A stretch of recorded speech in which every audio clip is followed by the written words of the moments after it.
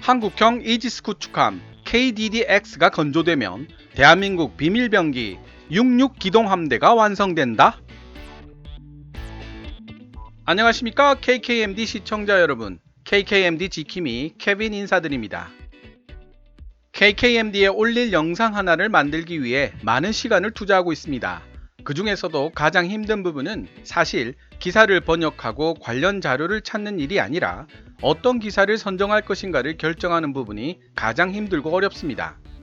2년 정도 유튜브 영상을 만들다 보니 제가 생각하는 좋은 기사와 시청자가 좋아하는 기사가 일치하지 않는 경우가 많다는 사실을 깨닫게 되었기 때문이죠.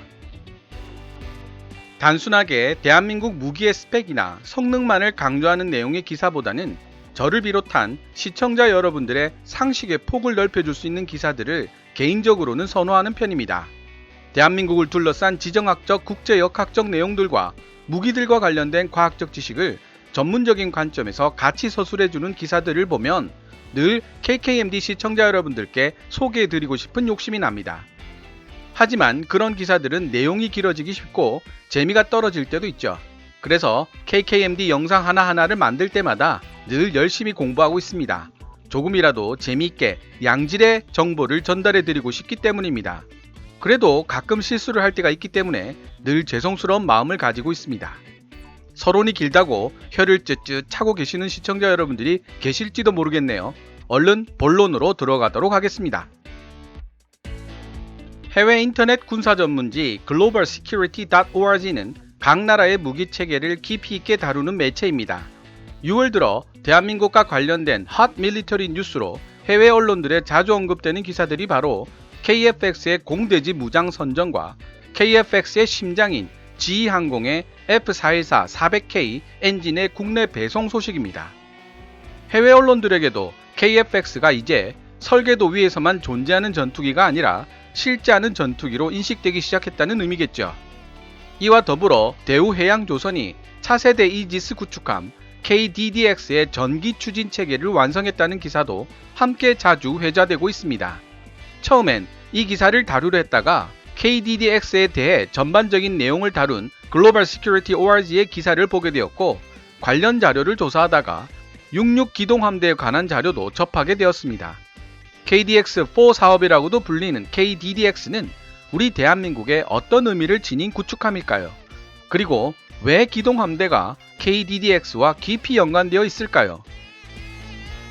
자세한 이야기는 globalsecurity.org의 기사 내용을 번역해 본 이후 계속 이어나가 보도록 하겠습니다. 기사 원문은 노란색 글자로 표시됩니다. KDDX급 유도 미사일 구축함은 한국형 미니 이지스함이다.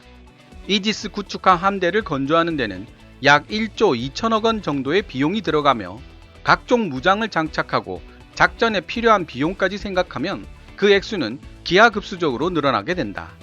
대한민국 해군에게 있어 온전한 이지스 구축함의 성능은 없어서는 안 될 전력이지만 작전비와 운영비가 보다 저렴한 미니 이지스 KDDX가 필요하다는 사실 또한 부정할 수가 없다.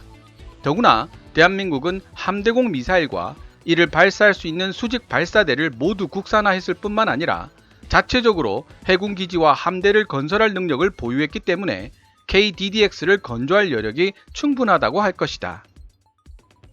현 단계에서는 아직 구체적인 성능이나 무장 등은 확인하기 어렵다. 다만 다기능 위상 배열 A사 레이더와 탄도 미사일을 요격할 수 있는 장거리 방공 미사일이 장착될 것은 확실하다.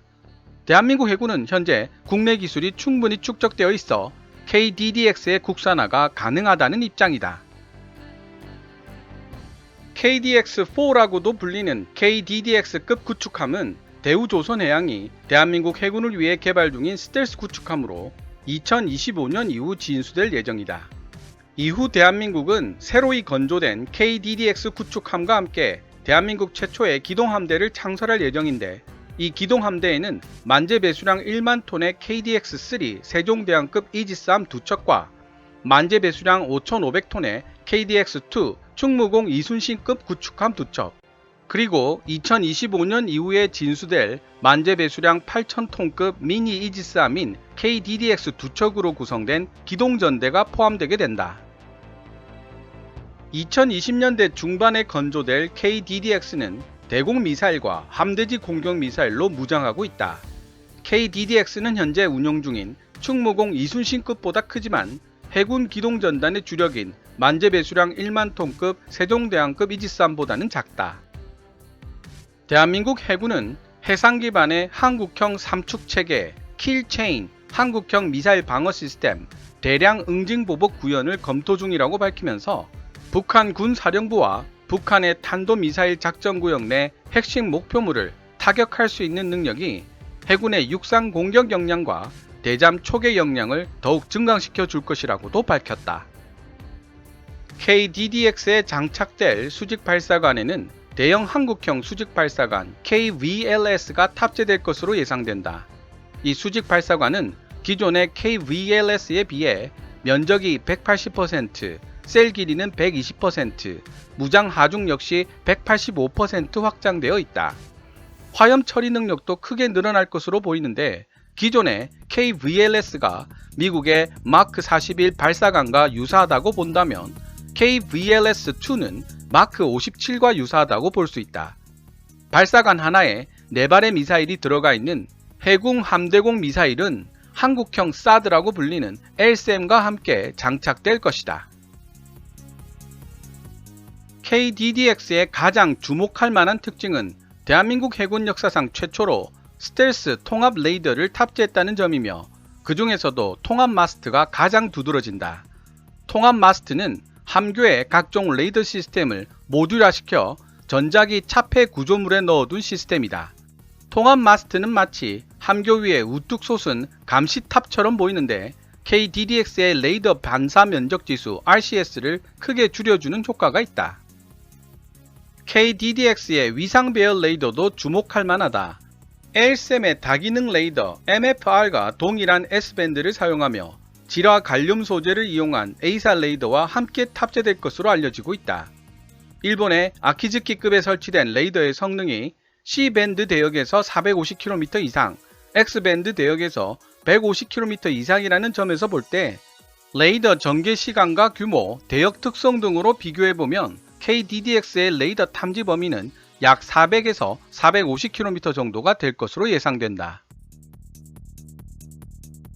이지스 구축함의 레이더인 AN/SPY-1과 마찬가지로 A사는 동서남북 사면에 고정되어 있기 때문에 표면 배열 레이더는 아무런 방해 없이 모든 방향을 360도 감지할 수 있다. 회전 레이더는 안테나가 한 바퀴 돌아 원래 위치로 돌아오는 일정 시간 동안 레이더상의 적을 놓친다는 단점이 있다. 탑재 무장으로는 장거리 함대공 미사일인 한국형 고고도 방어체계 LSAM의 해상형 미사일을 채택할 가능성이 높다. 만약 LSAM 프로그램이 문제에 직면할 경우 대신 SM-3를 사용할 수도 있다. 국방과학연구소 ADD는 또한 전투함에서 뿜어져 나오는 적외선을 차단할 수 있는 적외선 차폐 페인트를 개발하고 있다. 최근에 대한미사일은 적외선 탐지 유도 장치를 장착하고 있기 때문에 적외선 차폐 페인트가 전투함에 도포되어 있으면 적의 대한미사일로부터 생존성을 높일 수 있다. KDDX의 레이더는 적을 탐지할 때 출력을 최소한으로 줄이거나 레이더의 주파수와 파형을 임의로 변경하는 로우 레벨 디텍션 기술을 사용한다. 로우 레벨 디텍션 기술은 적의 전투함을 향해 발산되는 레이더의 송신 신호를 식별하기 어렵게 만들어 그 전투함의 위치를 파악하기 어렵게 만든다. KKMD 156화 조기경보기 IRST A4 및 전자전기로 확립되고 있는 스텔스 교전 교리 편에서도 설명을 드린 적이 있는데요. 적외선 탐지 및 추적 장치의 장점 중 하나가 바로 전파를 발산해야만 적의 위치를 파악할 수 있는 레이더와는 달리 수동적으로 적의 열선만을 탐지하기 때문에 자신의 위치를 드러내지 않을 수 있다는 점입니다. KDDX의 경우에도 적을 탐지하기 위해 레이더파를 발산하면 적의 위치를 파악할 수는 있겠지만 동시에 자신의 위치를 드러낼 수밖에 없다는 문제점이 발생하게 됩니다. 이런 문제를 해결하기 위해 개발된 기술이 바로 Low Level Detection 기술입니다. 2019년 10월 22일 대한민국 해군 중심지인 부산에서 2년마다 열리는 국제해양방위산업전 마덱스가 개최되었다. 이번 국제해양방위산업전에는 전 세계 100여 개 국가와 지역의 방산업체들이 참여했다. 물론 이 행사는 대한민국의 조선업계를 위한 공개행사로 참가 기업의 대부분이 한국 기업이다. 현재 대한민국 해군은 새로운 해군 함정에 대한 여러가지 야심찬 계획을 반복적으로 제안해 왔는데 이번 전시회를 통해 그러한 개념들이 최초로 공개되기도 했다. 동시에 대한민국 조선산업계는 선박 수출 산업에 큰 비중을 두고 있으며 해외로 수출하는 선박들에 대한 많은 새로운 컨셉들 또한 이번 전시회를 통해 등장했다. 이번 전시회의 하이라이트는 바로 대한민국이 국내 기술로 만드는 차세대 구축함 KDDX 계획이었다. KDDX는 대한민국 정부에 의해 국내 기술로 생산되는 국제적 규격의 최신형 범용 구축함으로 정의되고 있으며 KDX-1 광개토 대항급 구축함과 KDX-2 충무공 이순신급 구축함을 대체할 예정이다. 동시에 KDDX는 현재 대한민국 해군의 주력을 맡고 있는 KDX-3급 구축함인 세종대왕급을 보완하게 될 것으로 보인다. KDX-3급 구축함은 설계의 상당 부분을 미국에 의존했기 때문에 도입과 유지에 많은 비용이 들어간다. 가장 최근에 발표된 KDDX의 기본 파라미터 구성은 이전과 크게 다르지 않다. 총 길이 155m, 폭 18m, 배가 물 위에 떠 있을 때 물에 잠겨 있는 부분을 뜻하는 흘수가 9.5m, 만재 배수량은 약 8,000톤이다.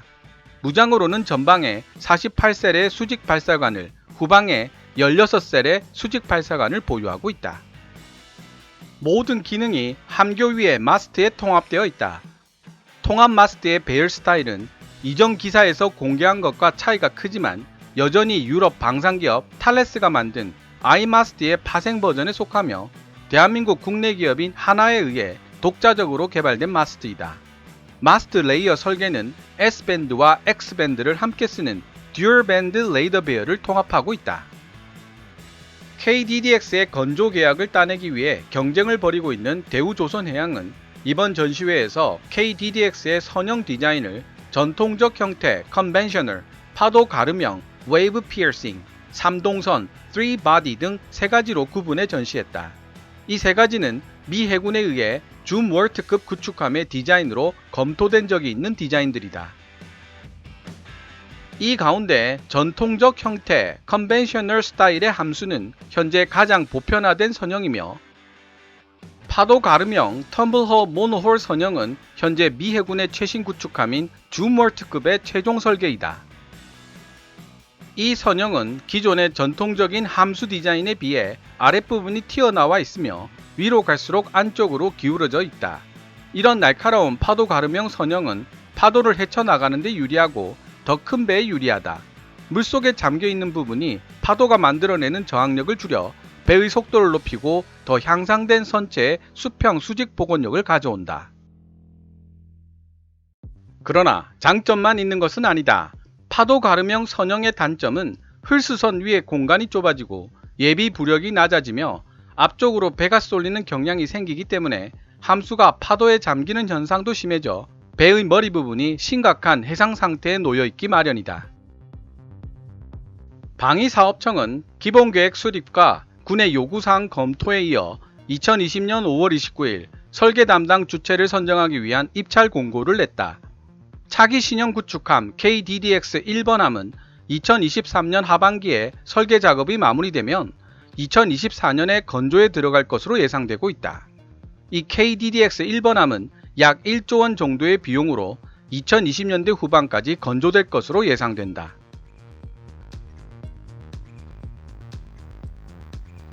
지금까지 KDDX에 관한 globalsecurity.org의 기사 내용을 번역해 보았습니다. 부형욱 한국국방연구원 책임연구위원은 지난 2020년 6월 6일 아시아경제신문에서 이런 말을 했습니다. 20여 년 전 한국형 구축함 1번함이 작전 배치된 지 얼마 안 되었을 때 광개토 대항함에 오른 적이 있다. 해군이 광개토 대항함을 얼마나 애지중지하는지 한눈에 알 수 있었다. 자부심이 그만큼 넘쳤다. 좋은 무기 체계의 공급이 군의 사기에 얼마나 큰 영향을 주는지 절감할 수 있는 계기였다. 라고 말이죠. 그리고 KDDX 한국형 차기 이지스 구축함 6대가 건조되면 한국형 기동함대의 등장을 기대할 수 있다고도 언급했습니다. 차세대 한국형 신형 이지스 구축함 KDDX 6척이 2030년대까지 건조되면 대한민국은 총 18척의 구축함을 보유하게 됩니다. 하지만 이들 중 KDX-1 사업을 통해 진수된 광개토 대항급 구축함 3척과 KDX-2 사업을 통해 진수된 충무공 이순신급 구축함 6척은 이지스 방어 시스템을 갖추고 있지 못합니다. 따라서 현재 대한민국이 보유하고 있는 이지스 구축함은 KDX-3 사업을 통해 확보한 세종대왕급 구축함 3척이 전부입니다. 이에 비해 일본의 이지스 구축함은 13척이며 중국은 무려 21척을 보유하고 있죠. 2019년 초에 일본 초계기가 광개토 대항함을 상대로 위협적인 저공 비행을 시도했던 사건이 있었습니다. 중국 해군과 공군도 틈만 나면 남해와 서해 바다 먼 곳에서 대한민국을 향한 무력 시위를 하고 있습니다. 이런 압박을 시도하는 그들의 의도는 명백합니다. 앞으로도 대한민국 해군을 먼 바다로 나오지 못하는 연안 해군으로 묶어두겠다는 속셈이겠죠. 일본의 경우 일찌감치 일천해리 전수 방어론을 주장했습니다. 일본 열도에서 1852km 떨어진 바다까지 일본의 해상 세력을 투사하겠다고 선언한 것입니다. 4척의 대형 이지스 구축함 공고급이 건조된 2000년 이후에는 아예 한술 더 떠서 2000해리 전수 방어를 주장하고 있습니다. 중국도 1000해리 전수 방어를 외치고 있는 상황이고요. 이렇게 먼 바다에서 발생하는 비상사태에서 자국의 이익을 수호할 수 있는 대양 해군이 되기 위해서는 기동함대의 존재가 필수적입니다. 하지만 이지스 구축함이 3척에 불과한 현재 대한민국 해군 전력으로는 기동함대를 구성하기가 어렵습니다. 현재 KDX-2 충무공 이순신급 구축함 6척 전부와 KDX-3 세종대왕급 이지스 구축함 3척 모두가 소속되어 있는 함대가 바로 대한민국 최고의 화력을 자랑하는 제7기동전단입니다. 대한민국 해군은 2020년 후반까지 3척의 KDX-3 세종대왕급 이지스 구축함을 추가로 건조할 예정이며 역시 비슷한 기간 안에 총 6척의 한국형 미니 이지스 KDDX를 건조할 계획입니다. 그렇게 되면 대한민국의 이지스 구축함의 숫자는 12척으로 늘어나게 되고 일본 이지스함 13척과의 격차를 상당 부분 줄이면서 본격적으로 기동함대를 구성할 수 있게 됩니다. 여기서 등장하는 것이 바로 대한민국 해군의 비밀병기 66기동함대의 존재입니다. 66기동함대는 대한민국 해군이 추진하고 있는 기동함대의 명칭입니다. 기동함대는 총 6척의 구축함으로 구성되는데요. 보통 구축함 한 척에 헬기도 한 대가 실려있기 때문에 헬기도 6대가 됩니다. 이런 구성이 바로 66기동함대라고 불리게 된 원인이 되었던 것이죠. 아까도 말씀드렸지만 현재 대한민국은 이지스 구축함 12척을 포함한 총 18척의 구축함 보유를 목표로 하고 있습니다. 18을 6으로 나누면 3이 나오기 때문에 현재 대한민국은 세계의 66기동함대 창설을 목표로 하고 있다는 사실을 알 수 있습니다. 다소 복잡하게 들릴 수도 있지만 예정대로 KDX-3 사업과 KDDX 사업이 진행된다면 2030년대 대한민국은 강력한 3개의 기동함대를 보유하게 될 것이며 각각의 기동함대의 위용은 다음과 같습니다. 대한민국 최초의 기동함대 66기동함대의 구성. 독도급 대형 수송함 한 척, 함대 기함 F-35B를 탑재한 경항모 역할. 2. 세종대왕급 이지스 구축함 2척, 만재 배수량 1만 톤. 3. KDDX 미니 이지스 구축함 2척, 만재 배수량 8,000톤. 4. 충무공 이순신급 구축함 2척, 만재 배수량 5,500톤. 5. 도산 안창호급 잠수함 한 척, KSS-3 만재 배수량 3,700톤. 6. 천지급 군수지연함 한 척.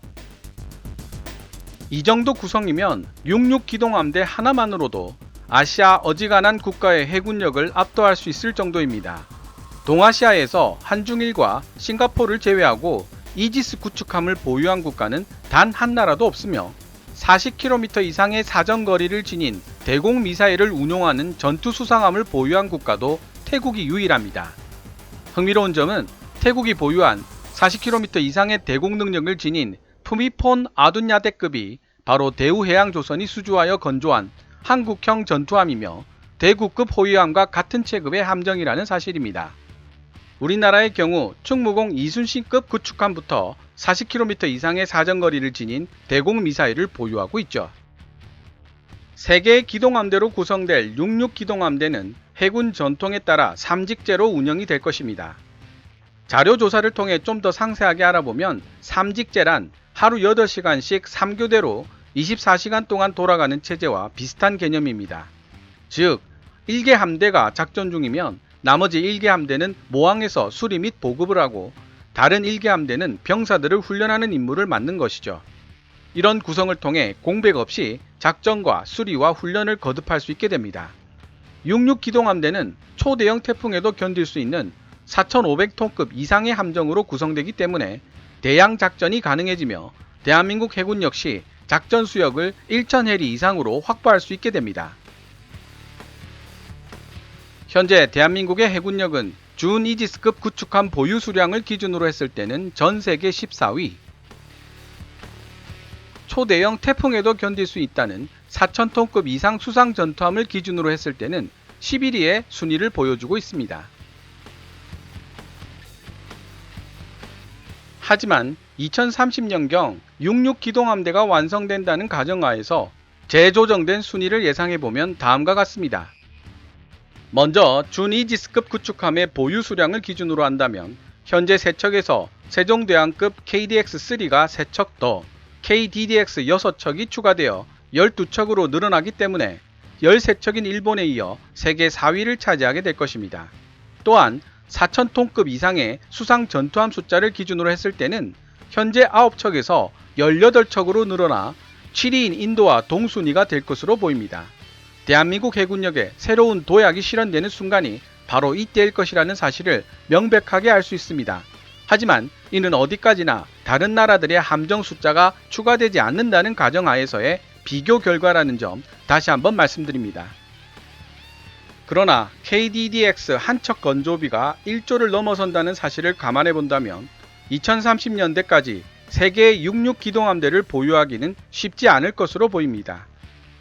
게다가 미국의 제7함대가 태평양을 지켜주고 있기 때문에 굳이 대한민국 해군은 대양 해군화 될 필요가 없다는 주장을 하시는 분들도 있습니다. 하지만 도널드 트럼프 미국 대통령의 예측하기 힘든 행동을 보면 불안한 점들이 많은 것도 사실입니다. 더 이상 미국은 세계 경찰 역할을 할 수는 없다 고 공공연하게 말하고 다니는 트럼프 대통령인데다가 시리아 철군 및 터무니없는 방위비 증액 요구 등의 사례들을 보고 있으면 그런 불안감은 더욱 커지죠. 그런 날이 오지 않아야 하겠지만 우리 세대는 아니더라도 어쩌면 우리 후손들 세대에서 더 이상 미국에 기대지 못하는 그런 날이 올지도 모른다는 생각이 드는 것은 어쩔 수가 없네요. 어디까지나 개인적 희망이지만 대한민국의 국익을 지킬 수 있는 능력을 지닌 대양함대, 66기동함대의 탄생을 KKMD를 통해 알려드리는 그날이 실제로 다가왔으면 좋겠습니다. 비록 천문학적인 비용이 들어가는 66기동함대 사업이지만 해군 및 정부 관계자들이 꾸준하게 국민들과 소통하여 그 당위성을 홍보하는 작업도 필요할 것입니다. 오늘 준비한 내용은 여기까지입니다. 영상 내용이 재밌고 유익했다 생각되신다면 좋아요와 구독 버튼 눌러주시고 KKMD 유료 채널 멤버로 가입하시면 KKMD 후원과 더불어 다른 분들보다 몇 시간 더 일찍 영상을 시청하실 수 있는 기회도 가지시게 됩니다. 지금까지 시청해 주셔서 감사합니다. Kevin's Military Channel KKMD